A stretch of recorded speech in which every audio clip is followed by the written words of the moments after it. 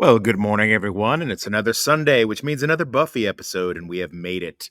We've made it all the way to season 3, episode 1, and my absolute favorite season. This is really going to be tough for me this season, just kind of trying to critique it at all, because it's basically only so many times you can listen to somebody go, "Oh, it's awesome. This is so great." But great it is, and I do enjoy it. And speaking of enjoying things, let me bring in my fellow Buffyverse panelists, Mr. Critter Kingsford. Good morning, sir. How are Good you? morning. Good morning. Good morning.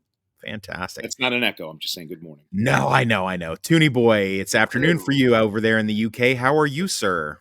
It is only just afternoon, and I'm splendid as always. Thank you. I'm. I will have to. I don't think it will last until 2 o'clock, but I'm going to see the new Superman movie with my dad today. So about 2 o'clock.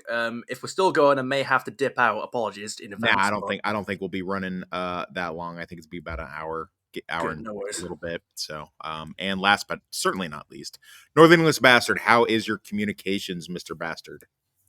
I am no one. Right. Okay. Yeah. No, you sound great.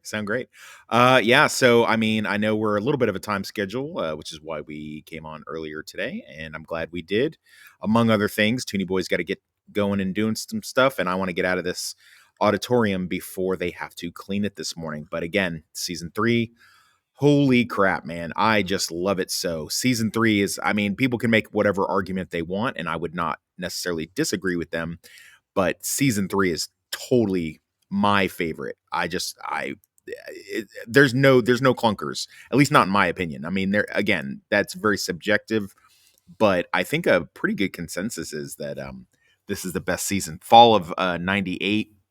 Man, I was so ready for this show to start. Unfortunately, I had to work the night that the premiere episode came on, but my first wife, God bless her, whatever else her failings may be, voodoo curses aside, she was good about taping my shows for me on the old VHS machine. And man, I was excited because earlier in the summer, they, in between season 2 and season 3, they played this little gem. And here we go. Chosen to stand against the forces of darkness, has lost everything she has ever loved. But no matter how far she runs, I wish we knew where she was. no matter where she hides, You know how to do stuff. I don't. Not anymore. she'll never escape her destiny. Buffy the Vampire Slayer. A brand new season begins September 29th, the WB's new Tuesday. Awesome. Man, those promos were fucking on point. Without too much fanfare, Northern English Bastard, are you able to quickly and succinctly catch us up to where we left off at the end of season 2 to bring us to where we are right now? It will be a pleasure. Angel and Buffy finally do it, but it turns out that doing it makes Angel evil, so he causes a lot of trouble, like killing their teacher, which means Buffy has to kill him, and when it finally gets to the climax, the other Slayer, the other sexy Slayer, Kendra, gets killed, so now Buffy is being accused, suspected of murder, and then we get the badass fight where Buffy has to kill Angel, even though he's 10 good, because Willow did the spell at the wrong time instead of doing it earlier, and now she's heartbroken and sad, and she's run away from everyone. God, to be continued. Boy, that escalated quickly. I mean, that really got out of hand fast. It jumped up a notch. It did, didn't it? Yeah, I stabbed a man in the heart. I saw that. Brick killed a guy. Okay, so Critter, without further ado, can you kind of narrate, tell us what we got going on at the beginning of season 3, episode 1, and what do we got going on here? Where do we find our plucky protagonists? Well, basically, Buffy went off and is doing the David Bruce Banner traveling the world. She left. So you got the Scooby Gang doing their best to take out vampires, and they're doing a fairly amateur job of it all. So, I think it was a kind of a funny bit with Oz lining up a shot with his stake, and it's just bouncing off the back of, I think, his head or the tombstone next to him. So, yeah, they clearly need more training, and they're doing okay, but certainly kind of like Three Stooges meets Scooby-Doo. Okay. I do like the dramatic buildup of the orchestral music as this vampire's like flipping around and kicking the shit out of the three of them, and then it's just like Oz looks very intent, and he throws the stake, and it just boom, it bounces off the other part of the crypt, and I was just like, and he's not even upset or embarrassed about it. He's like, that never really works. That was such a Doing great the best I can. Yeah, I love the. It's like they build it up so dramatically that just for a moment you think he might actually get it, and then he throws it. And it's just right. It doesn't do it. Yeah, no, he's only superhuman 3 nights out of the month. So, but yeah, no, pretty cool. I like the idea that these kids would step in and do the patrolling. Seems weird Giles would not go with them, but I mean, I guess you could headcanon that he was so busy worrying about Buffy getting ready for the school year because he is actually a teacher in some regards. Maybe there's that. I like the conversation.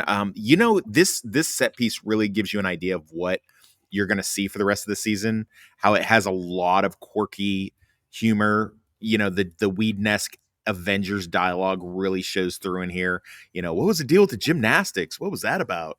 You cheater, and all this, and then the pathos of Willow saying, "Don't refer to Buffy in the past tense." And I just wish we knew where she was. And where is she, Critter? What's happening with Buffy? She's working at Flo's Diner.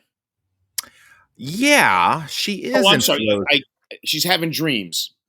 Of course she is, and of the prophetic kind, and of course, and apparently of the cleavagey kind too. So, good job, SMG, on the rack.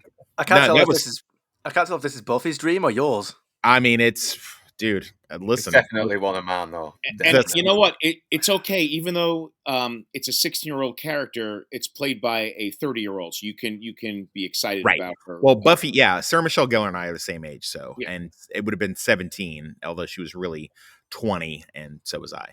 But yeah, no, it's one of the prophecy dreams we're gonna find out later, and she's on the beach in the sunshine with Angel walking up, and they do a little Bangel speak, and it cuts to Buffy, and she wakes up, and she is living in a not a horrible apartment actually for whatever she could manage. So I mean, she's doing okay. And then I one of the little tidbits of trivia here, and there's going to be a lot of it that I'll probably interject, is this set piece is actually used in the opening credits for most of the seasons of Angel. Because of course she is in the City of Angels. She's in Los Angeles. Interesting that would be the place that she would run to after her little tragedy or whatever. So, and she wakes up and it was all a dream. And then the next thing is we got this long ass tracking shot, 3 minutes clocked, 3-minute tracking shot of the school. And I've never fucking seen so many people in the library.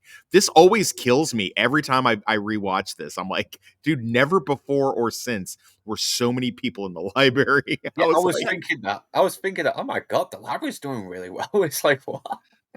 I was waiting for them to go on. Maybe because they had to give them new school books or something. I don't really know. That was probably it, wasn't it? Because it was at the start of the school term. Because I was going to say, I thought the whole joke throughout the seasons was that the library on school grounds is the perfect place for all these plans and these demon fights, because nobody ever goes into the library. Right. A little cringy with the Cordy and Xander thing, and then Cordy's super saccharine nice to Willow. I just don't buy it when she does that. Yeah, she needs to be a little catty, doesn't she? Still friendly, but a little catty. A little bit. I do really like the dialogue between Allison Hannigan and Seth Green, Oz and Willow. Remember last year when I didn't graduate? remember I was supposed to go to summer school and I kind of didn't.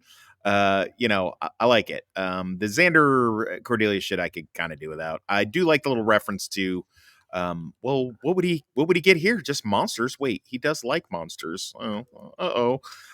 Now listen, guys, I'm going to have to track how many times this guy pops up, but this rando teacher, he's funny as fuck. They should have used him. He's criminally underused, because I remember him in this, and I know for sure that he's in this season finale where they're playing Hangman in the thing, and he's like, they always go for H or something like that. And it's like, this guy's great, man. I don't know who he is or what's the deal with him. I didn't take the time to look it up, but I just remember thinking like, dude, I need more of this guy.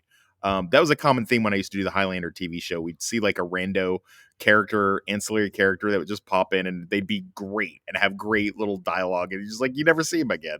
We do see this guy again. I don't know how many more times, at least once, but I would have been happy with that. But yeah, this long, what is you guys' thoughts real quick on the 3-minute tracking shot, starting with you, Critter? You dig it? You think it's contrived? I'll be honest. I watched this episode on Tuesday, and I was watching it, but like I didn't even notice it was a long tracking shot. I was just kind of listening to the dialogue. Yeah, no cuts. I didn't notice that. So kudos to a TV show for pulling that off. Toonie? Yeah, I mean, pretty much the same. Like when you said 3-minute tracking shot, I was trying to picture what you meant, and then I realized, wait, we're still at that scene. I didn't realize it was a tracking shot, but yeah. I mean, now I think about it, I don't remember the cuts, but there's no cuts. There's 3 minutes, no cuts. Yeah. Does it really serve a huge purpose in the story, or is it just sort of stylistic? Well, let's hear what Northern has to say, and then I'll shoot my mouth off on what my thoughts on what it was used for. Northern, go ahead, and if you want to answer, you can too. I think it's like a good way to fill in a little bit of information of what's happened since the last series, because there's a lot that's happened that in the following months, that we haven't seen, and they kind of got to get out of the way as well, so they can move on with the episodes. And I did not feel the length of this tracking shot. I mean, it gives exactly how the characters have evolved a little bit more since then as well, and how they've had to deal with Buffy not being there. So. Yeah. I mean, critics will always say it's a director showing off, but I think it gives a vibrance and aliveness to the school that we don't ordinarily see. Like the school seems like a real school. We get to like just kind of be a fly on the wall, and even like little stuff like Larry going, man, it's all about egg whites, bro. And even though he's gay, he's still like a total bro. Jock ski guy, it's like, oh, if we could just have fewer deaths this year, we could rule. San Dimas High School rules. It does establish that things are fucking happening in the school, and people are becoming more aware of it, and it does pretty much set up the final. Yeah, no facts. So I like it. I mean, it could be overused by some people, but I don't think it's overused. I think it's used just quite. I mean, he does it a lot more on Firefly. You guys will notice whenever we get to Firefly, if you guys are still with me. So what's happening here, Critter, as we leave the vibrant kinetic energy of the school and we go to Buffy? What's happening here with sad SpaghettiOs? She's working the diner, right? Is this where we're at? Yeah. So this is her, Helen's kitchen, Hell's kitchen, Hell. So she's clearly in a mental mush, pining over her good now dead or in hell boyfriend.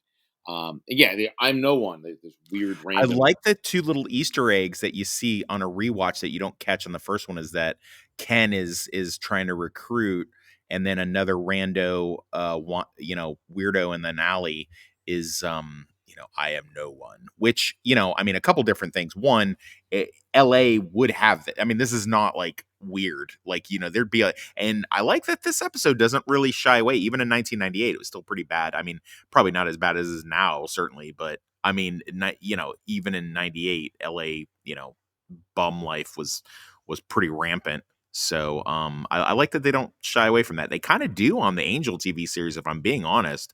But this episode, maybe because it lends itself to the source material, that's why they did it. But and then we cut back to the school and we find out why Giles is kind of what's happening with Giles, Critter. I kind of don't remember this bit. Oh, okay. Sorry. Here, I'll help you out. So Giles has been like flying all over the country looking for Buffy with sightings of girls possibly fighting vampires and stuff. This is a little bit of logic, deep dive of why didn't the council just put a locator spell on her and fucking find out where she is? Or have a network of people that would in a certain section of the country that we keep tabs on? Is it that they kind of wrote her off as like a problem and they're just waiting for the next Slayer to be activated and utilize her? It would certainly seem so. And when we meet our new Slayer, she's already active at this point and doing shit. So it's very possible that they just intended to direct who will be the new Slayer, which, spoiler, it's Faith, into Sunnydale, maybe hoping that Buffy was just because she was such a problem child and didn't listen to directives. I do like This is Xander. actually Toxic. If I interrupt for a minute, I think Go this might have given me a little fear that the news of the lead of a woman fending off vampires about a week ago that Giles is saying right now, it could be Faith. I wonder if that was a hint at Faith already. Could be, yeah. Depending on where he went. We find out later that Faith was at one of the other Hellmouths and was directed to this one. And then maybe she was not directed, maybe she knew about it, and then when her watcher is killed, that's when she decided, just fuck it, I'll just go link up with Buffy and we'll figure shit out or whatever. But I mean, we do find out in later episodes that this was supposed to be Faith's town, so it would seem that the Watchers Council, being douchebags that they are, kind of wrote her off. I do like the little, Willow seems, supportive of Giles' endeavors to try to track Buffy down, and Xander, every now and then, man, Xander, even a broken watch is right twice a day. He's just like, I don't think Buffy's going to be found until she's ready to be found, which, I mean, you can't really argue with that too much. So we back to Buffy, and they don't really do the older guy misogyny very well. They really beat you over the head with it. But it's just like, hey, that'll do us, Peaches. Why don't you give us a little bit of extra? It's like, dude, where they're in Kentucky? They're in LA. Like, what the fuck's happening? Every time I see this scene like this in a TV show, or especially a movie, it always just seems to be the same. I don't ever see a variation of it. It's literally there's a whole bunch of different clips and whatnot from different, like Roadhouse type movies, and it's always the same. Ridiculous. Always the same. No, always the same. I swear they do it from the same. I swear they do it from like the same like seating position and everything, right? Like it's always from like that same spot in every diner. It's like the guy on the right hand side outer. He's the one that's always being a jerk. He's always next to a window, and then there's always like the long hallway that the woman is about to We're walk on to out. you, Hollywood. We're on to your fake misogyny bullshit. So yeah, we get this Gen Z couple. I guess they would be millennials at this point. They clearly can't afford their breakfast. Cannot afford their breakfast. Want to get cake, says the girl. No, don't be stupid. We can get pie. Yeah, they gotta eat healthy. They gotta eat healthy. So let's eat healthy. They got a matching tattoo thing, because that is always a winning idea. Buffy throws a little shade with the it's nice and permanent. But because they're so stupid, they don't know that they're being made fun of. And at closer glance, the girl actually is familiar, and she says, hey, do I know you? I'm not gonna lie, when I first watched this, it took my wife to point this out to me, because I was like, I don't get it, who is this chick? And my wife was like, she's one of the girls from the Vampire Club in season 2. I'm like, motherfuck, yeah, you're right. Did you guys recognize her, or was it just me? No, I had to get that info from one of the review channels, the synopsis update. So yeah, so like, oh, okay, because she didn't stand out to me. But again, we watched that episode how long ago? A few weeks. Yeah, no, I mean, facts. So what about my UK brothers? Did you guys clock that? Did you twig that? Did you twig that she was from the previous episode? Well, I knew she was. So I recognized her as familiar, but not exactly from where. Until she says so later in the episode. There's like a line about it saying, like, yeah. Okay, good. Yeah, there's a line about it in this episode, so I did twig it then. What about you, there, Captain Fucking Microphone? Did you?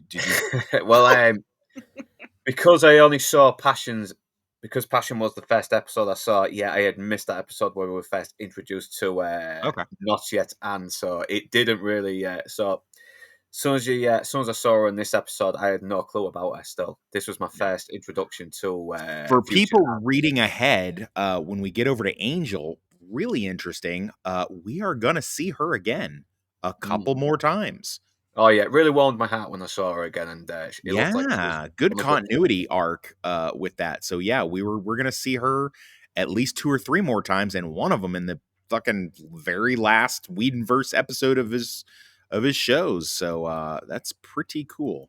But anyway, so this stranger girl, I guess we'll call her Lily for now, because that's what she's going by. Follows after Buffy, calls her Anne a couple times. She doesn't respond because that's not her name. And then says Buffy, and she does respond because that is her name, and kind of says, hey, it's all good. I'm not going to out you. It's chill, blah, blah, blah, blah, blah. Which is good. I mean, you don't need to be blowing. Buffy's laying low for a reason there, so you don't need to be fucking up her cover. I've never noticed before how short Sarah Michelle Gellar is, or maybe this chick is just really tall.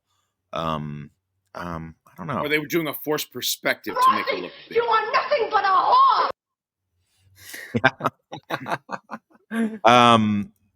What you guys think? Do you think she's just like a super tall girl without cheating and going on IMDb, or is Buffy just super short?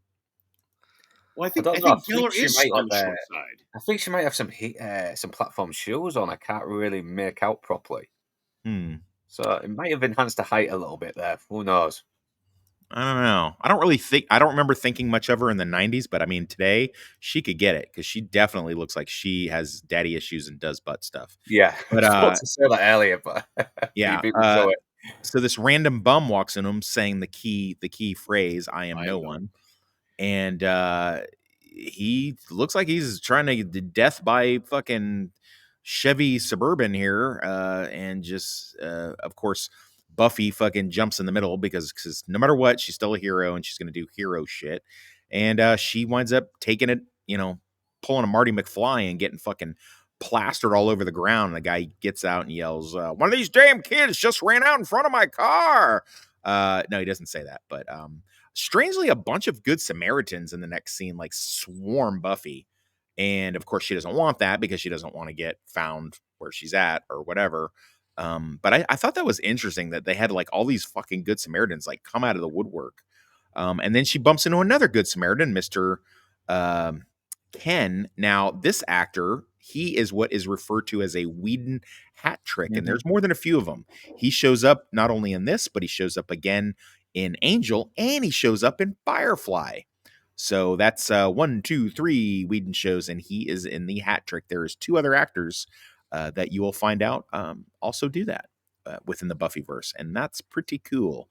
This scene right down here on the lower right-hand side of your screen, that's actually a still that they wind up repurposing and using for Angel in his opening credits later on. We go back to Sunnydale, and we're at the Bronze, and I guess it's super chilly night because this fucking chick has an amazing rack with her nipples look like she could dial a telephone with it. So that's pretty cool. I don't know. Backup singers. Yeah, I don't know what she's singing, but I like it. I love this look that Willow gives the greatest "Are you fucking shitting me?" look with her little eyebrow up thing. I like that. And Xander instantly realizes what she's talking about, and right feels like a fool. Yeah. I like Oz is also kind of optimistic. He's like full on Scooby Gang mode now. We're losing half the vamps. Hey, I think we're finding a rhythm. Not if we're losing half the vamps, but rhythmically. So always a little play on words with Oz, and I like that. I like all their interactions. I would sit and watch a show just of these guys just hanging out talking and shit like this. So nice little bone of contention. You want to do this one, Critter? Or do you want me to? Yeah, this sequence was kind of. I liked it. It was a little. I want to say powerful, but like you have clearly Giles goes and basically tries to explain himself and apologize, and she's like, "Yeah, I blame you. Like I blame myself. Yeah, I blame you too." So I think that was good for her, the character, to get that off her chest. Because think about. Granted, it seems silly that she would notice that her daughter's coming and going, and that she had no clue that she was fighting vampires, all the crazy crap that was going on in the town in general and with her daughter. But anyway, so I guess it's a way for her to, to unload on the teacher that, was secrets being kept, and you kind of not, maybe like a grooming thing, or just like you're angry that someone else had more of a pull over your child. And so now she's gone, damage is done. The daughter's gone. Yeah. I blame you. So I thought that was kind of interesting. I like that little, that shift for her character. That's one perspective. That is one perspective. I have a different one. Go ahead. Yeah, I think I know where you're going with this. Oh no! Bullshit. Yeah. Bullshit. Yeah. No. Guess what you're gonna say, Toxic. I think Yeah, she needs to take a bit of the blame herself because she did tell Buffy Previously on Buffy the Vampire Slayer, yes. go out that door and don't you think about coming back. Well, they do go into that in the second episode, don't they? As we'll get into. Is she is like Damon does get that thrown back at her. Like, yeah, you do have to eat your words. That's what you said. But I do get it though, from like an emotional like outburst perspective that Joyce does blame Giles. Like, no, she's not right, but I get that. Yeah, like it doesn't seem like out of character. It doesn't seem like an unreasonable human reaction. Do you know what I mean? And just to throw like, the angry mom or dad character, when you like, careful what you say, you can't take back words. So yeah, out of anger, get the hell out of my house. Yeah. So it's like, that's why I'm like Wrong. on her side. Like, that's why I'm on her side. Like, it's just like, yes, right or wrong, I'm going to try to raise my daughter. And you were screwing things up that made it worse for me. That's where I'm coming. Wrong. Carl, that kills people. He's gonna do it again, isn't he? Okay. Joyce lost so many fucking cool points from me from this. I may not ever forgive her for this. Fucking, it's your fault, Giles. What the fuck, bitch? Are you fucking serious right now? Are you so serious right now? I've never forgiven Joyce for this. I actually think that she got brain cancer from the lack of accountability that she took. I think this is why the tumor developed in her fucking head. But that is neither here nor there. Anyway, so we get back to Los Angeles, and Lily can't find Harper, Joey, Ned, Ricky. Yeah, thank you. Generic boyfriend with she can't find Ricky. Ask Buffy for help. Buffy's like, I got these salt packets to fucking and sugar packets to fucking deal with. I'm like, I am busy. I'm prepping my station. I have stuff going on, Lily. But she does decide, she acquiesces and does decide to go help her. They go to the blood bank to go check things out because that's a place where they go for money. Yeah, that's pretty accurate. Or it would be Plasma Place now, but I mean, I guess in the 90s, they still took blood. I do like and again, look how fucking tall she is. So I don't know. Again, you look at the guy in the background. I think Sarah is actually just like pretty short. It's like she's pretty much below the guy's shoulders. She's just about I'll do research on that and try to figure that out. But I like a tall bitch personally. I like them because they always have like a weird chip on their shoulder about being tall. And you just remind them that we're all the same height when we're laying down or getting you from behind. So that works out fine. Anywho's, so I like the whole let's split up. We could do more damage that way. No, let's split up. We'll be quicker. And okay, can I come with you? You didn't really understand the splitting up thing. So not only is she kind of helpless and on the streets, she's stupid too, which is excellent. Magic combination. And then we meet the lab tech that says, you know what? I'm going to help you find Ricky. If I see him, I'll sure tell him. Thanks. And then immediately gives it away that she's the fucking bad guy. It's just like, bum, bum, bum. It's like, dude, it would have been so much better if they had just actually seem like she's helpful and then you find out later she wasn't. Why did they need to do this this tracked down into her face shot of just her just like, oh, they're going to figure out my evil plan. It was so cheesy, man. It was crazy. Now, I don't want to profile or anything, but am I the only one that thought she was a bad guy the moment she came on screen? What's the haircut? I've seen her in a few films as well. She's always playing these nasty old fucking hags. She does. Yeah. Wait a minute. Hang on. Oh wait. Can I see her face again? She's not the black belt. No, wait. No, is she the Drop Dead Fred, the black belt maid nurse? Is that her? Blake. Yeah, we're not scared of you, fatso. Wait, Drop Dead Fred? Yes. Yeah, Drop Dead Fred. That's a pull. Yeah, drop Dead Fred. Good for you, Toonie boy. Good for you. I grew up on that movie. Dusted that off and pulled that out of your back pocket. Nice. I was thinking I was going Toonie boy did a good job of reminding me. It'll take more than a fire truck to stop Fair Drop Dead anyway. Yeah. All right. We're under a time crunch.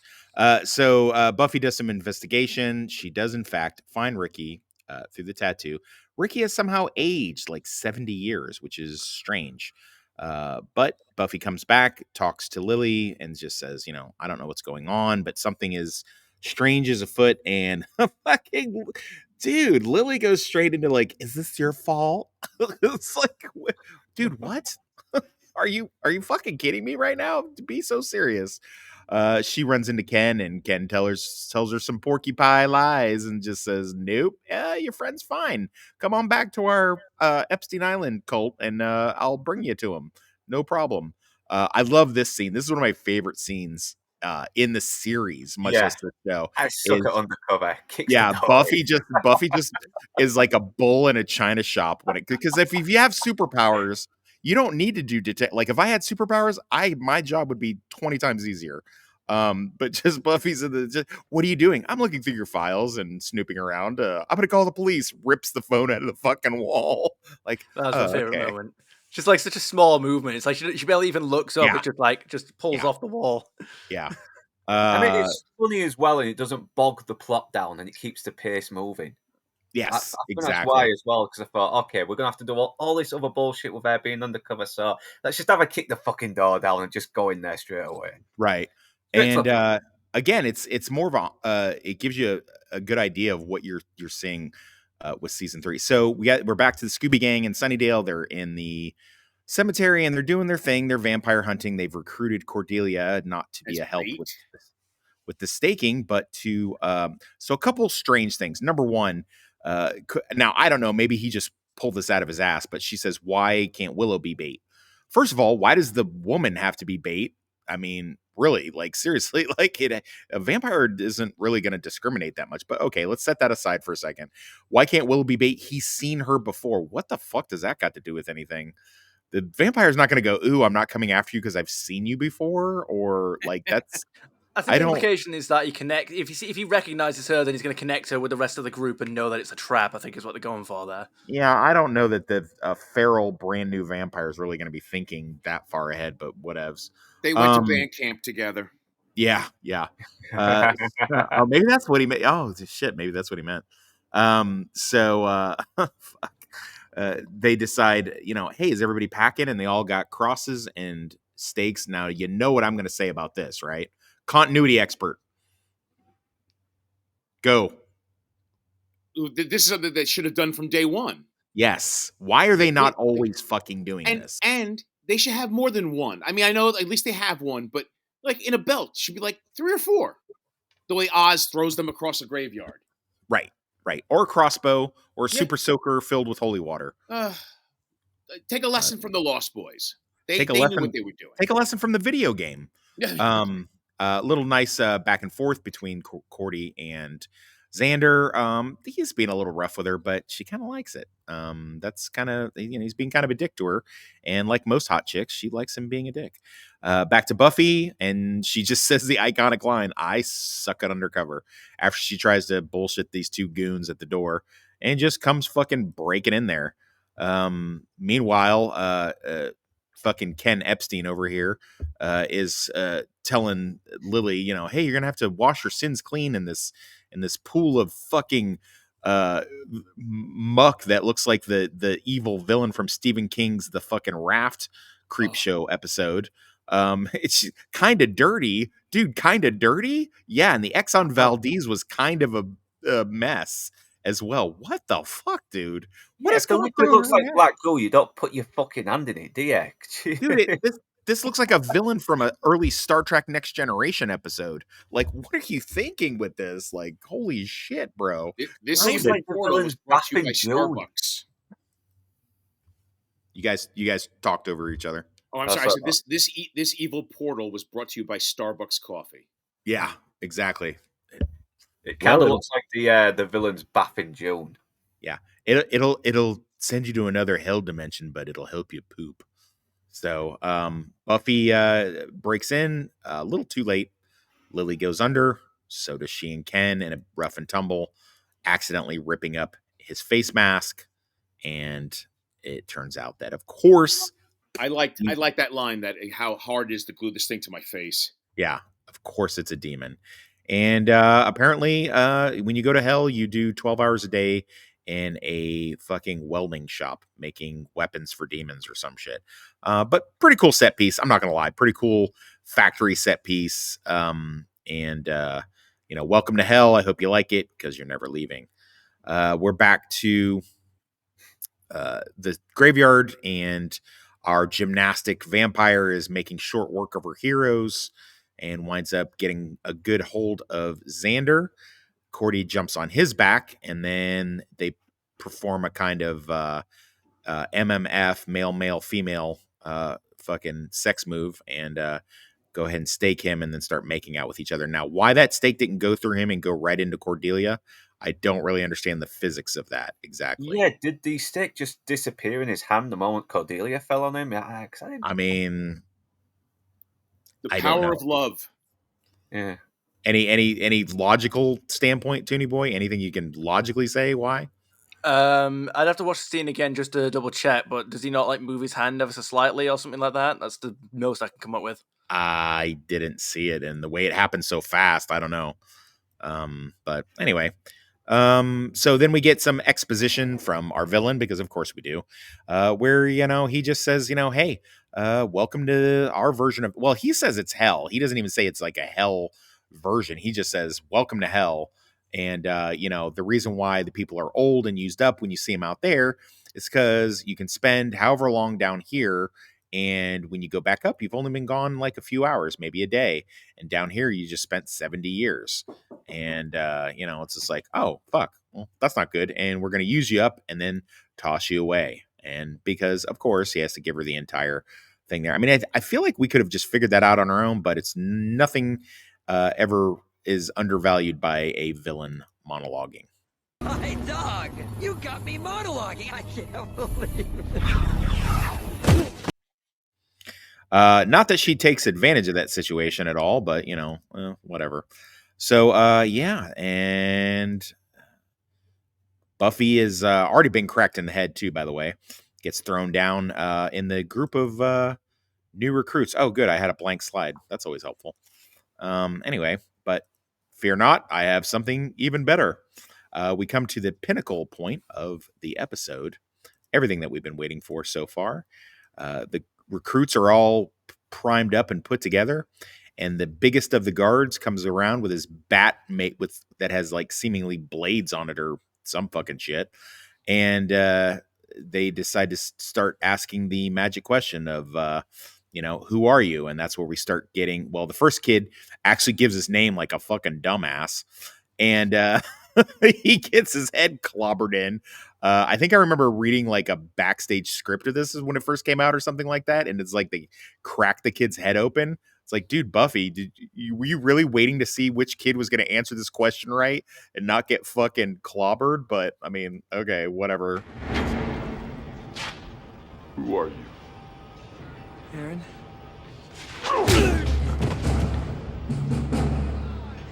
So Buffy sees that and listens to that crunch in that bat, and she still lets this guy go up and down the line asking everybody, who are they?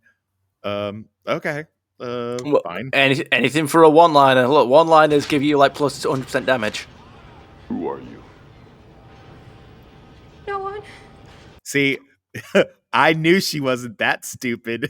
She's like, she gets the hint right away. I like this trope of a villain that does that, like, hey, who's in charge or whatever, and someone answers it wrong, and they fucking get like in. I don't know if you guys ever seen Passenger 57. Yep. He goes to take it. He's like, "Who's in charge? I am." Boom, kills him. Who's in charge? You are. You are. Yep. I mean, not to bring up the season that not everybody liked in The Walking Dead, but does anyone remember Negan? Yep. Yeah, exactly. Yeah. Exactly. Well, that was a good introduction. Shame the rest of the series was very underwhelming. Yeah. But here we go. We get our magic moment here. Who are you? I'm Buffy, the vampire slayer, and you are? You gotta admit, that is some classic shit right there. Yeah. As soon as we hear Buffy the Vampire Slayer, everybody fucking loses like, their shit. She said it. She said the thing. She said the thing. Yeah. I love how he like waited for her to finish though before he did the swing. He's like when Aaron said it, he could have been saying he could have had like a full speech plan before he took the swing, but no, Buffy's got he had to wait for her to finish. He knew she was the pro tag. I kind of feel like maybe Ken got word and like, hey, this one's the problem one over here down at the end. So just make sure you get a couple good swings on her fucking head as far as that goes. But what follows here is one of the best set pieces of action that you pretty much see throughout the series. You got Buffy leading a distraction so the other kids can get away and taking on these guys, these armed demon goons that you will see later in season 1 of Angel. You'll see them. I guess they call them the Scourge, unless they just got lazy and gave them the same thing. But this is where the martial arts really fucking ramps up in this show. Like Buffy does this maneuver, and I'm not Dark Hour. I don't know all the fucking kung fu names and shit like that. But I do know the tactic of drawing people into your circle so that they have to kind of take you on one at a time. And she just fucking mops the floor with these guys. What's your thoughts on this action set piece, Critter? Go ahead. I enjoyed it. Like this was a nice little step up. Yeah, you could still kind of catch the stunt double like the last episode from behind from time to time. But I thought, we got to see it versus a lot of other shows where it's close-ups and quick cuts. So I say it's well lit, and you have these wide angles, and you actually get to see the action, and it's pretty. It's more than just a standard sword fight, and she's using different weapons and hitting them. I liked it. It was pretty. I like it too. Toonie boy. Yeah. She's no Blade or anything like that, but as far as Buffy the Vampire Slayer goes as a show, this is probably one of the better fights. This was, when I saw this for the first time, I thought that this is where we're going to start getting it good in terms of fights. Like, I saw this, and I was like, this is where the fight's going to get, like, really interesting, because, yeah, it's very well shot. Here's our money shot right here. Her fucking holding the hammer and the sickle. Yeah. And just fucking sweating and looking hot as fuck right here. And it's just like, oh, God, yeah. All right, hold that pose for just a second for me, baby. Northern, what's your take on this? Yeah, I love a good fight scene, especially one that's well choreographed and doesn't like you're watching people just doing some kind of dance. No, it looks kind of brutal when it needs to, and they have done a better job of hiding the stunt doubles. You still catch it, but it's not as obvious as it was the last few times. But yeah. So Buffy, she makes short work of these guys, but Ken's not having it. He's holding Lily hostage. We get another great one-liner from Buffy. So she's quipping away, man. She's back in style. That was not permitted. Yeah, but it was fun. Oh, good one. And Ken, unfortunately, makes the mistake of fucking monologuing again. And fucking, we get a little bit of steal out of Anne, which might suggest why she names herself that later on, Anne Steele. And we get a good line from him, which I actually really like. You've got guts. I'd like to slice you open and play with them. I was like, oh God, you can tell this is Whedon dialogue here. Pretty good. And but yeah, he just a little bit too much exposition and fucking hold on. I like how the monsters like follow him all the way down. Like they're like watching Ken hit the ground. And I like that Lily's a little bit perturbed with what she's done here. Buffy gets the rest of them out, and they turn around and look back, and Ken has been entrapped, hoisted by his own petard.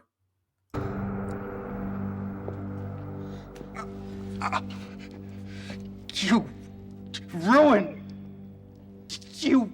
Hey, Ken. Want to see my impression of Gandhi? Wait a minute. That's not Gandhi at all. That's not Gandhi. Liar. What if he was pissed off? Oh, boy. Yeah. Wait. Gandhi? Well, if he was really pissed off. I mean, yeah. And then, well, here we go. Yes. And I stabbed him 37 times in the chest. Carl, that killed kills people. Oh.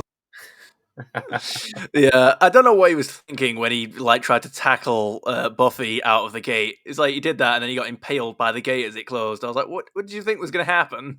Yeah, that was pretty fucking stupid. But yeah, Buffy saves the day, brings the kids up. It doesn't seem like she got all the kids out of there. I'm not really sure about that. Did she get all the kids out of there or what? Or did it look like she just got like half a dozen of the like new recruit people and the rest of those kids are still languishing down there forever? I think in the real world, like the shooting schedule, maybe they only had so many extras or just, implied. I don't know. Anybody else? Yeah, you could probably, come to that conclusion anyway and think, oh yeah, she saved everyone, end of. But yeah. Okay. So yeah, Buffy saves the day, and that's it. And we get hold on, let me see if I got the right clip here. I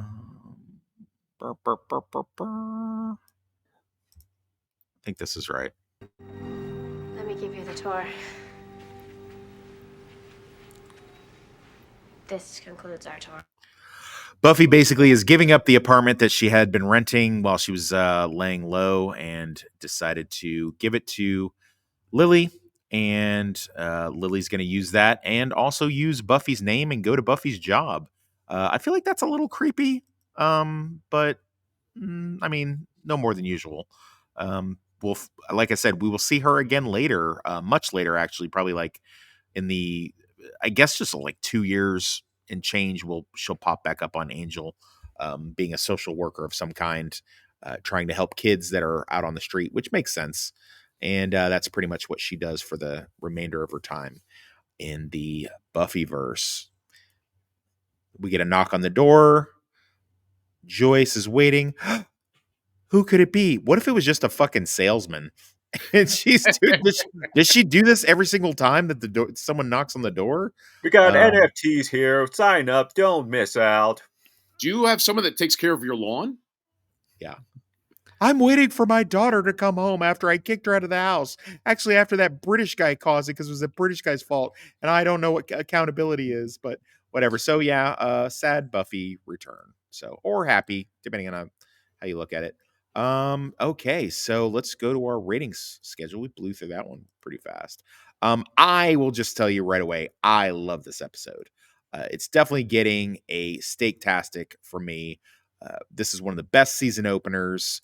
I've heard some, Monday morning quarterbacks and revisionist history people say that, it's not that good just due to the fact that, after the emotional damage that the end of season 2, but why would it need to be somber? It doesn't need to be somber. It's somber enough. I love that they managed to work in I'm Buffy, the Vampire Slayer, in such a cheeky fucking thing where she's, fighting off this horde of nasty demons. I love this episode so much. It's definitely in my top 20 of all Whedon-esque episodes of anything. It's just an incredible season opener. So definitely a steak-tastic for me. Critter, go for it. Yeah, I agree. Steak-tastic. Even if you're not a huge Buffy a huge Buffy fan, it's still a pretty solid paced episode. I wanted to jump in and say there's a sequence early when the older guy was going to get hit by the car. I had a weird vibe of In the Mouth of Madness. It was dark and wet and just creepy people walking around with, spouting off weird crap. Decent fight scene at the end. So even if you're just a semi-Buffy fan, this was a pretty fun episode. I really enjoyed it. Yeah, this is an episode that you would show somebody who has never watched Buffy. This is an episode you would show them to get them into the show, for sure. Toonie Boy, go. Yeah, I'm not going to disagree with the steak-tastic rating. As far as season openers go, it's probably one of the better ones. I can't, although to be fair, I can't remember the ones from the first two. You've got again, what I think from if memory serves me right, which it might not, it is probably one of the best. But like the fight that we just had was probably one of the best fights in the series. It's really great just being able to see what's going on. You've got to love just a well choreographed fight. Did people really say that they didn't like that the episode wasn't somber? Yeah, people back in the 98, 99 when this came out, people and like Entertainment Weekly and reviewers were calling season 3 Buffy light. not quite Buffy enough, just 1 calorie, Buffy light. Right. Saying it was like a washed out version of Buffy from the dramatic season 2 and the quirky season 1. So yeah, I mean, even back then, people were they would love to shit on stuff. They just didn't have the they couldn't just instantly put it out. You had to read it in TV Guide or Entertainment Weekly. Like, you'd have to wait and read. Like, they'd actually have to put some work in instead of just doing a quick TikTok or YouTube or a tweet, and get it out there. People were just as petty and malicious about it. And now it's regarded as one of the strongest seasons. So, I mean, just make of that what you will. Yeah, it's because I mean there were plenty of somber moments in this episode. I mean the whole plot and theme of the episode was somber. It drives Buffy to return home. That's sort of like the whole arc that's going on there. Yeah. It's like, there are plenty of somber moments. It's just that the characters are still going to be the characters they've always been, and still going to make quips and wisecracks like the Scooby gang. They're always going to make their jokes, but there are plenty of somber moments. What about you, Northern? Where do you hang your hat on this debate?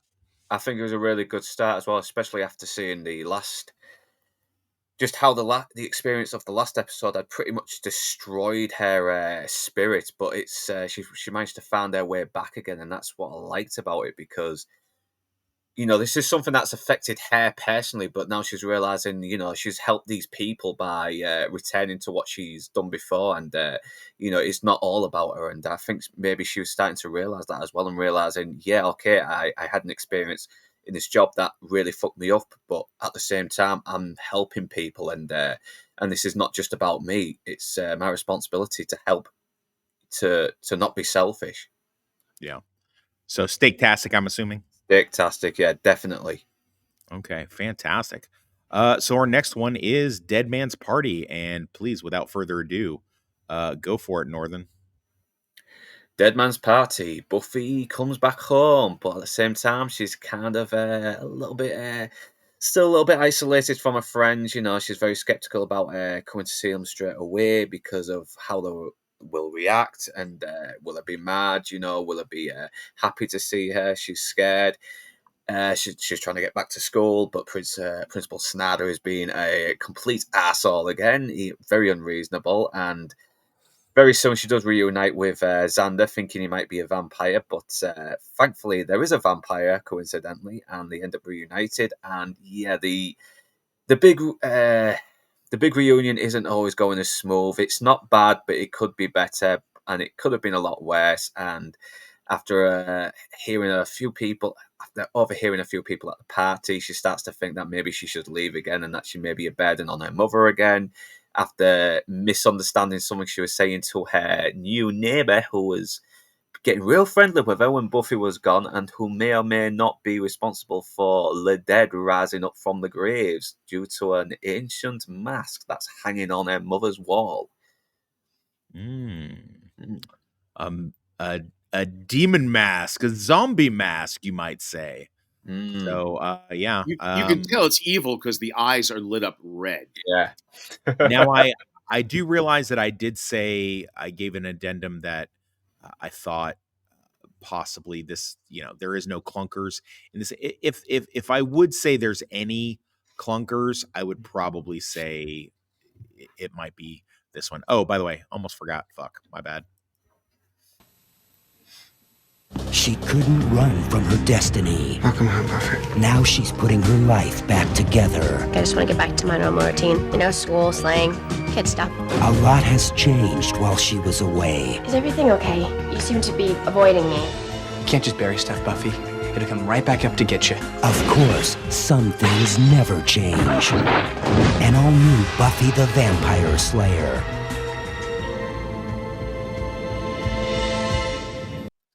Damn, dude, they really knew how to do the fucking promos, did they not? I mean, Jesus, those fucking promos are good as fuck. But yeah, no, Buffy is kind of dealing. It's maybe a candy episode, maybe a little bit on rewatch. I forgot how funny some of the stuff is, especially Xander. Even though he's kind of tiresome and stupid in a few of the scenes where they have confrontation, I forgot how fucking funny this episode is, especially with Oz giving his description of what kind of party they're gonna throw for Buffy. We get a little prelim of that there is something rotten in Denmark, and of course it's the fucking mask of this dead pet cemetery cat coming back to life, and sometimes that is better. Sometimes that's a mean role there. Yeah, I wanted fucking what's his name from the Munsters to pop in. It's like, hey Joyce, there's no reason for you to have that dead cat in your house. You got him hit by a truck. You got to bury him in the pet cemetery. Dead is better. Thank you. I love Buffy's line to Joyce when she sees like Joyce says like I really think that the mask like enhances the room, don't you think? And he goes, it's angry at the room, Mum. It wants the room to suffer. That's pretty good. Oh God. Anything? We are trying to find out how and why it rose from the grave. It's not as if I'm going to take it home and offer it a saucer of warm milk. Well, I like it. I think you should call it Patches. What about Buffy's welcome home dinner tonight? I told your mom we'd help out. Bring stuff. I'm the dip. You gotta admire the purity of it. What? Onion dip. Stirring, not cooking. It's what I bring. We should figure out what kind of deal this is. I mean, is it a gathering, a shindig, or a hootenanny? It occurs to me that at the second season they didn't quite know what to do with Oz, and in the third season they really fucking flesh him out. He's either being really quiet and introspective or laconic, and he just like pops off with it, but every now and then he'll do a little bit of a speech, and when he does, it's fucking pure gold.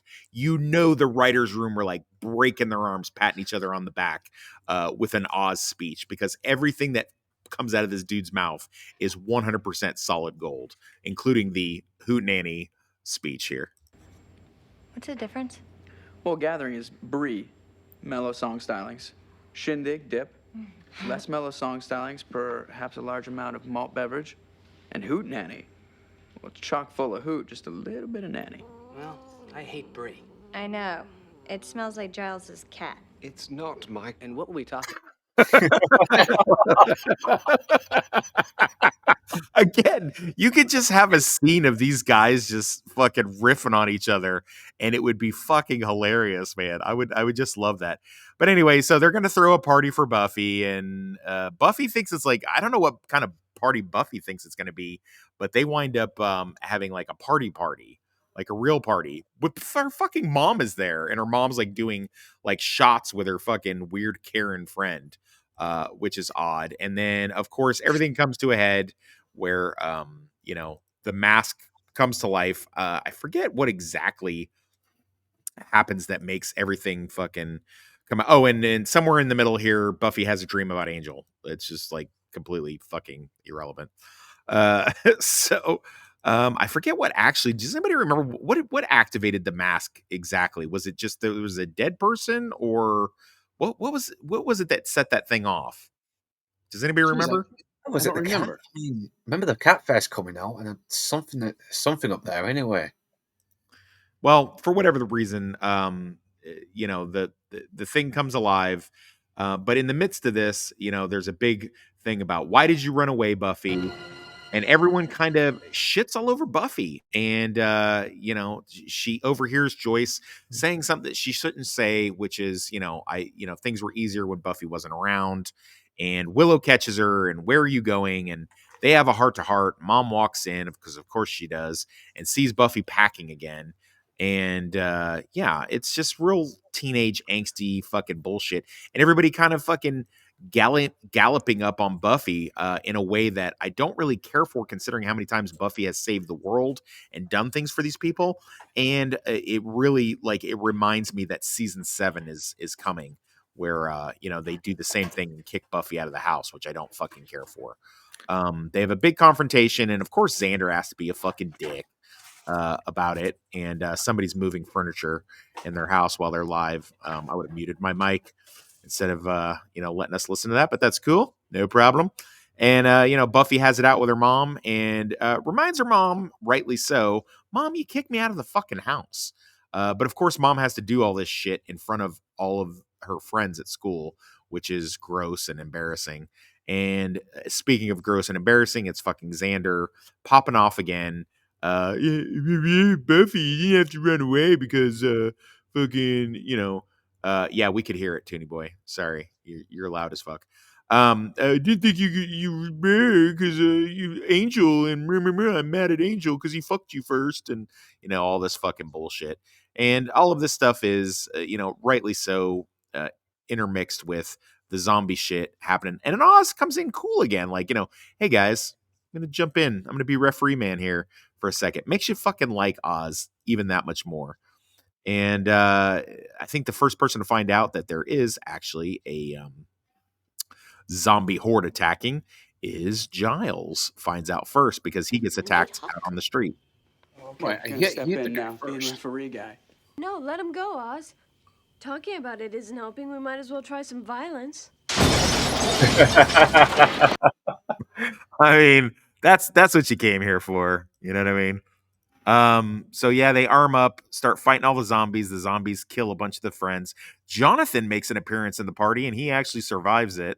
And then Pam, I don't know.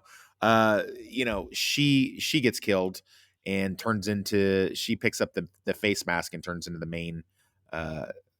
main zombie person or whatever, and they fight him off. And a special cool power that I like that the main zombie has with the zombie mask is that it can flash you in the eyes and freeze you for a couple seconds.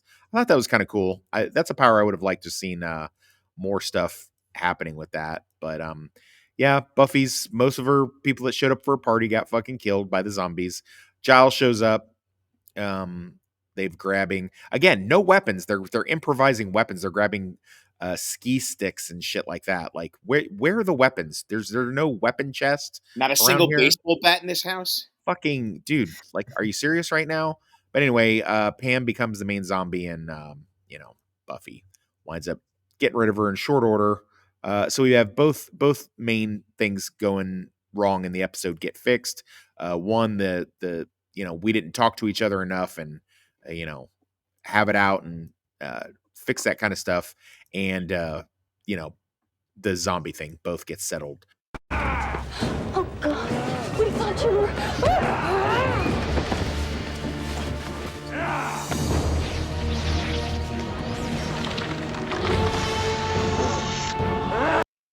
Kind of I do like the fact that the zombies are all like scared, and then Xander makes the quippy line of usually when scary things get scared, it's not good. Buffy takes her out, hitting her in the eyes. Oz comes out. Hey, get that under control. Okay, cool. And the house is wrecked for the 10 millionth fucking time. We get I don't have a clip for it, but it was a pretty funny scene where Giles rants, do you like my mask? Isn't it pretty? And fucking Americans, and has to do a little bit of Ripper stuff. And speaking of Ripper stuff that he has to do, he has to go talk to Principal Snyder on the expulsion issue with Buffy. If that word is Buffy, then I have two words for you. Good and riddance. Now, if you don't mind, I have an appointment with the mayor. You can't keep her out of this school. I think you'll find I can. You had no grounds for expelling her. I have grounds, I have precedent, and a tingly kind of feeling. Buffy Summers is a minor and is entitled to a public education. Your personal dislike of the girl does not legally entitle you to... Why don't you take it up with the city council? This is one of my favourite Giles scenes. Supreme Court. You're powerful in local circles. Cool. And he gives him a little, would you like me to convince you? Gives him a little Ripper action there. And for some reason, the clip cut off before that happened. But we all know it happens. Gives him a Ripper action. So yeah, just fully grabs him by the shirt, pushes him against the locker. And he doesn't even look like he's making eye contact with him. He almost looks a little bit detached for a second. Yeah. Like he's looking past him. Yeah. He doesn't raise his voice either. He just calmly tells him, yeah, I mean fucking business. Would you like me to convince you? Would you like me to convince you? Pretty terrifying. Ripper Giles pops up. Daddy Ripper Giles pops up, and it's good. Solid episode. nothing that's I wet my pants over or anything like that. If I was gonna say there was any candy episodes in this season, it would probably have been this one. But again, it's still pretty fucking good. So it's really hard for me to say one way or the other. But I don't know. Yeah, I'd say as far as candy episodes go, this is like up there with. I mean, it's. I definitely wouldn't even describe it as a candy episode, to be honest. I mean, it still gives plenty of meat to the moving back in storyline. The consequences for the last season and the murder charges and her trying to rebuild a relationship with her friends. It's like, it's I wouldn't even describe it as a candy episode. Yeah, agreed. Yeah, because I mean, even though she comes back, it's not just all open arms. I mean, she pretty much left them for a good while, and especially when people needed her fucking help. So yeah, some are happy to have her here. Some are still a little bit they're happy, but at the same time, we're not just going to let you off the hook like easy. You pretty much left us to the dogs here. Yeah, Critter, give us your evaluation. I'm a big zombie fan. I love the episode. Would love to see more blood and chomping, but I mean, it's a Buffy TV show. Steak-tastic. But again, zombies are my thing. Thoroughly enjoyed the episode, even for some of its little bit of weaknesses. Okay. Toonie Boy. Yeah, I'm going to give it a steak-tastic. Can I just ask, have you played the exact ending of the scene, the Willow scene, or are you still going? The Willow scene. Oh! Yeah. Of Dead Man's Party. Yeah, this episode where they sort of have that back and forth between each other, but it's sort of like funny. Yeah, like yeah. Thank you for I almost forgot to play that one. Thank you so much for catching that. Let me get the Willow scene of the end. Let's see here.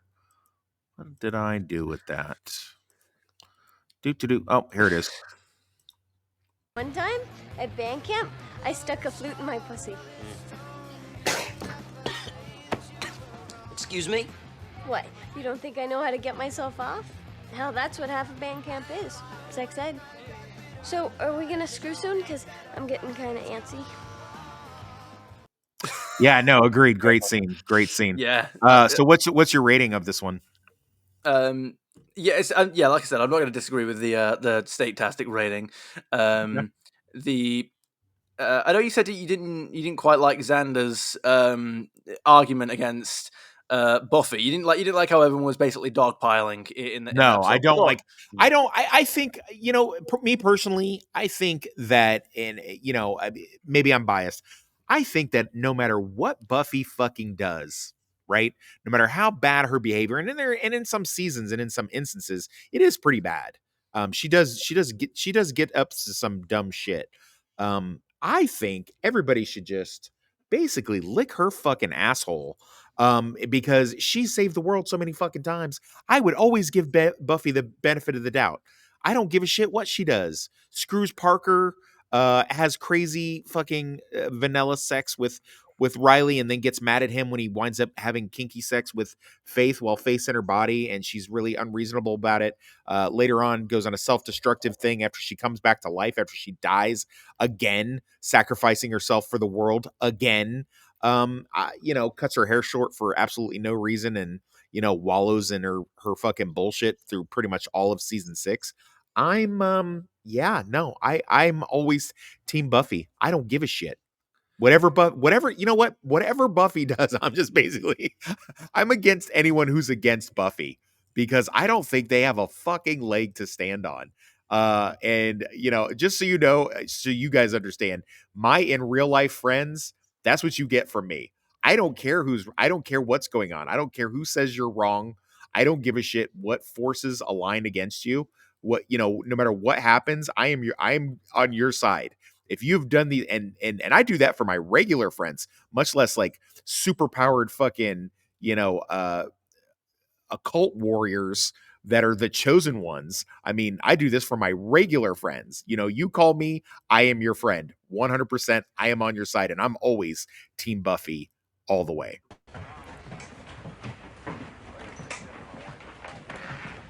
I need your help. I can't tell you what it is. You can never ask me about it later, and we're gonna hurt some people. Whose car are we gonna take? Yeah, that's toxic right there. Just so you know. But yeah, fuck Xander for that. Fuck him. He has no business fucking questioning Buffy or her motives or anything that she did. I don't give a shit that she ran away and left the Hellmouth unguarded for 3 months. Fucking suck it up, bitches. Fucking, she had to get her shit straight. She wanted to sit in her little apartment while she was waiting tables, eating SpaghettiOs. I'm fine with it. And she still managed to do some fucking saving lives and getting her mojo back. Good for her. I don't care. But she was pushed into it. She did say several times she didn't want to. Whatever. Hero's Journey, baby. Read it. It's a great book. But Steak-tastic nonetheless for you? Oh yeah, still a Steak-tastic episode. It's just I really liked the argument scene. Especially when Oz jumped in, he was. I liked Oz jumping in. Yeah, I like that. Yeah, I think because Xander had said some shit that provoked Buffy, and I think it was Buffy. Was it? No, wait. Was it? No. Was it Buffy that was about to go in on Xander, and then he was like, "All right, I'm going to be the ref here. Time for everyone to take a step back." He was, he didn't specifically take sides, but he didn't want his friends to, kill each other. Yeah, he like Xander would do fucking anything to Buffy. I mean, we're not talking about a physical fight. We're just talking about stuff that doesn't get unsaid. It's like, right, because someone's gonna, we're doing damage here. Yeah. And then you get Willow's line, said, "No, Oz, let him fight. It's about time we have some violence." Zombies smashed through the window. I was being sarcastic. Right. Yeah. Luke, what about you, bud? Yeah, it's a Steak-tastic. I know it's there's only things basically just something to give the characters to fight a bit, but the real heart is Buffy trying to sort of repair her sort of broken relationship with the friends that she kind of abandoned, because she was going through some stuff, which she apparently did come back and redeem herself and is trying to make up for what she did. So, I'm going to go against the group on this one. I'm actually going to give this a meh. It's a high meh, but it's still a meh. And my reasoning being behind it, the obvious, I don't like Buffy being dogpiled on. I don't like the way that was handled. I don't like Joyce dodging accountability and fucking embarrassing her in front of her fucking friends. How much would they have maybe caught is it possible the zombies could have been preempted and stopped had they not been so busy having this fucking teenage Dawson's Creek fucking moment in the episode? Also, this same exact time that this episode came out, an episode of Dawson's Creek came out where Dawson gets embarrassed on his birthday because he finds out that Joey kissed Pacey or some shit like that happens or something, and he gets drunk at his own fucking party when everybody's around and it really embarrasses himself. And that happened right around when this episode came out, so it really just rubbed me the wrong way because I'm like, dude, stop. This is really cringy as fuck. Plus, isn't Joyce allowing underage kids to do shots at her house? That's kind of there is a point. Yeah. Joyce doesn't have a fucking leg to stand on, and Xander not much better. Also, watching this episode where the gang dog piles not on Buffy but on that vampire at the beginning, making it so much easier for Buffy to stake it, makes me think why wasn't she going out in a fucking armed team? I mean, I get it. I mean, we have to focus on her being the Slayer, but dude, there's no reason not to bring your fucking friends with you. If you're going to, and then when she does bring her friends with her, they almost never have fucking weapons or crosses or stakes. I brought this up many, many, many times and it's never been properly addressed. So, that annoys me. And it's kind of a meandering, pedantic episode. So its main monster of the week is very season 1-esque. I mean, it's still a great episode, but it's out of comparing it to the rest of the season, it comes off kind of meh to me, but a high meh. So make of that what you will. So yeah. So what do you think, guys? We excited to be in season 3, right? Yes, especially for the next one coming up, which introduces us to she's coming. My nipples, Not yet. My nipples are hard at the thought of the slutty Boston Slayer is imminent. Oh my god, so good. Faith gives me faith. She does. Oh, give me faith. Give me faith, indeed. But honestly, it's a shame that she disappeared from the series for the entire run. Yeah. She does come back in Angel as well, and she does get a cool redemption arc, and she returns in series 7. Yeah, well, that's when she returns as a main character, but then she only has a cameo episode in I think season 5 or even 4. Yeah. Well, let's not read too far ahead of the class here, kids, because remember, when we get to next season, we're going to be interloping. We're going to be playing it the same way it played out in real time, and we're going to have a Buffy episode and then the corresponding Angel episode that followed it. So that'll be a pretty interesting way to do it. I don't think any other YouTube reviewers have done it that way. So I'm kind of excited to do that. But let me see if I can get this thing in the can and go eat breakfast. Been up all fucking night. But I really appreciate you guys taking this journey with us. RIP to Susan. Unfortunately, she's probably still looking around for her vape. Still not found it yet a week later. And, vapes disappear in Glasgow. And, that's never a good thing. Maybe we'll get somebody else to jump on with us, but I'm pretty happy with the core 4 that we got right now. So, any last words, Critter? I know you had to bounce out for a second. I'm back. Yeah, it's a Sunday. We got company coming, but thank you for having me on. No, okay, great. But yeah, and I know, Tuna Boy, you've got stuff to do. I've got stuff to do. Luke, glad you got your communications thing fixed. That was scaring me a little bit. I thought you were traveling in time. But yeah, we'll be back next week with Faith, Hope, and Trick and Beauty and the Beast, I believe. And that's just off the top of my head, but I'm pretty sure that's correct. So that'd be episodes 3 and 4. So we'll be doing those next week. I may do a little surprise midweek and see if you guys want to join me for it. And we'll see what we can do with that. And I'll send it to you via private message and see if you have any thoughts on it and if you're available. But I don't want to spoil the surprise for the audience. So with that, I'm going to go ahead and play us out unless anybody's got anything else. Nope. No? Okay. Well, again, please take a look at these guys' channels. It's all interesting stuff and more Buffy content and some other cool, funny shit. You can go to my channel. Please like, comment, and subscribe. Let us know how much you think of season 3 of Buffy the Vampire Slayer. So until next time. Previously on Buffy the Vampire Slayer. You are the Slayer. Into each generation, a Slayer is born. Why don't we start with, hi, I'm Buffy. Xander. Cordelia. Willow, right? Mr. Giles. Angel.